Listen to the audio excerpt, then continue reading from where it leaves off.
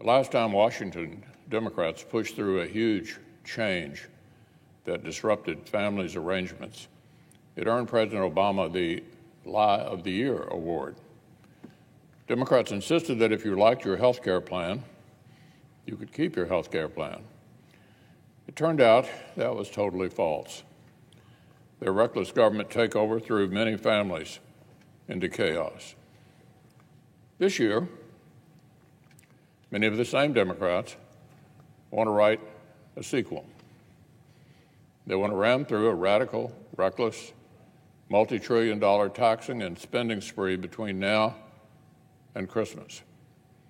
And a huge part of their bill would completely upend child care and pre-K as they exist for families all across our country. If you like your child care, you can keep your child care. Well, buckle up, parents. What could possibly go wrong? The Democrats have written their toddler takeover in ways that would turn families' finances literally upside down and make already expensive child care even costlier. So let's walk through how they did it. First, their reckless taxing and spending spree would make child care dramatically more expensive through an avalanche of new mandates, regulations, and micromanagement, the usual Washington, D.C. routine.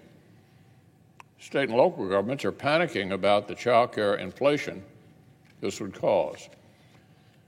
Here in the district, as one liberal analysis uncovered, local officials have formally estimated, listen to this, that the per-child daycare cost for a toddler or infant would jump up $12,000 a year.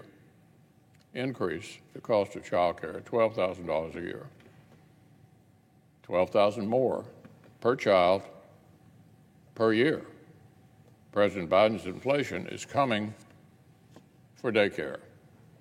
That's why the other half of their clumsy scheme is to dump subsidies into some families.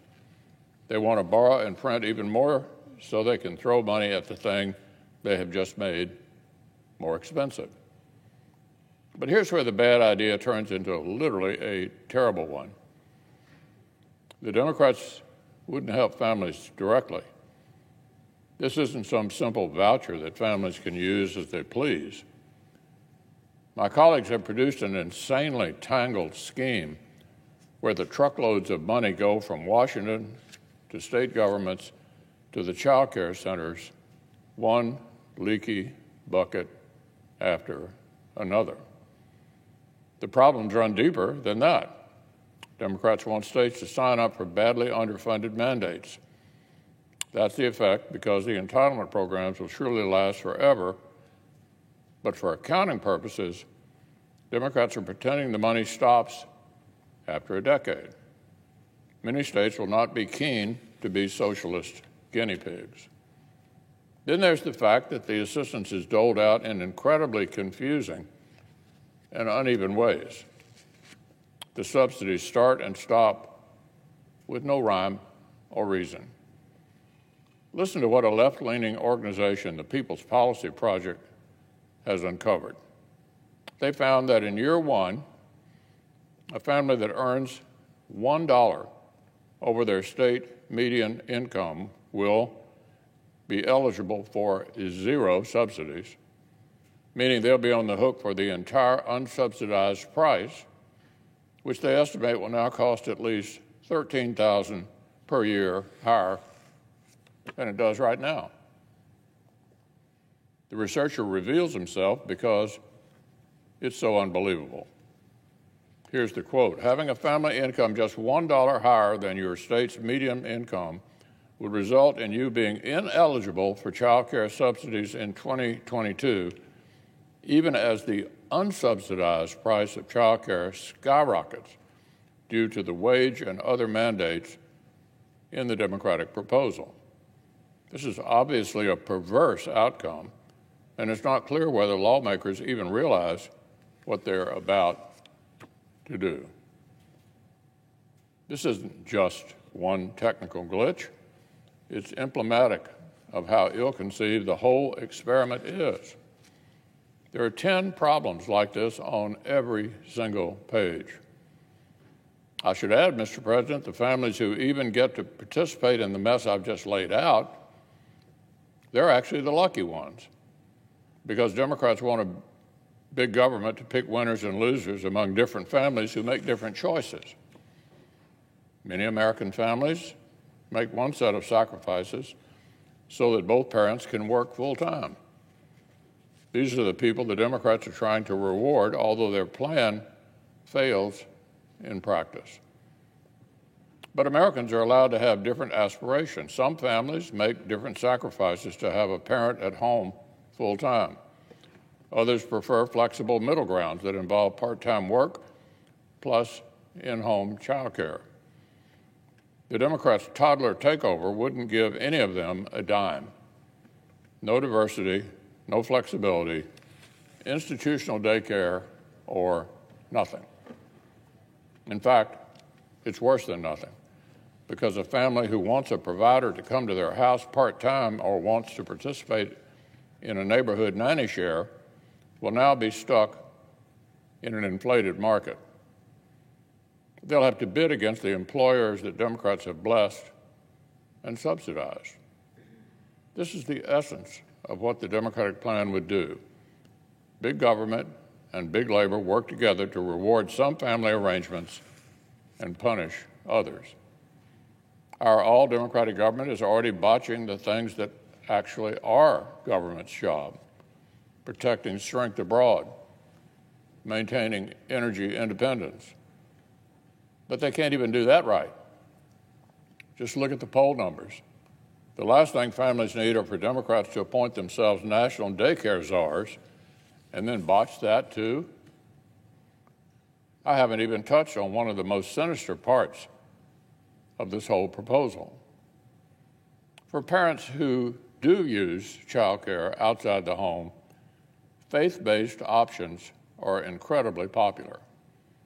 The Bipartisan Policy Center estimates that 53% of parents who use center-based care use ones that are linked to faith-based organizations. But the same Democrats who are letting far-left propaganda trickle down from the universities into K-12 schools are now declaring war on faith-based child care. Washington Democrats want to unleash the woke mob on church daycare. There are at least two parts of their bill that are direct attacks. First, liberals are trying to chase faith-based providers out of the daycare industry by denying funds to any facility they deem discriminatory. Of course, today's radical left tosses around these kinds of accusations at any remotely traditional institution. Faith-based child care centers could potentially get their subsidies ripped away if they don't hire who secular bureaucrats want them to hire, set up their facilities the way secular bureaucrats want them set up, or even listen to this, give preference to kids of their own faith. Orthodox Jewish daycare centers could get kicked out if they say Orthodox Jewish families get first dibs. Evangelical centers could get punished by bureaucrats if their families who belong to the church are accommodated first. This is a joke. The left is trying to weaponize the word discrimination to push faith-based child care out of business. Another part of their bill goes out of its way to deny money for facility upgrades to buildings that are used for, quote, sectarian instruction or religious worship, end quote. If a faith-based center leads kids in prayer or teaches their family's faith, they don't get the funding that everybody else gets? We see this over and over from the culture warriors. They pretend they're happy to have religious groups in the public square, but only if they check their beliefs at the door. Now, a few years ago, the Supreme Court had to strike down a similar policy that penalized faith-based organizations. The state had tried to deny a church a widely available grant to fix up its playground. The court took a look at it, struck down the law 7-2.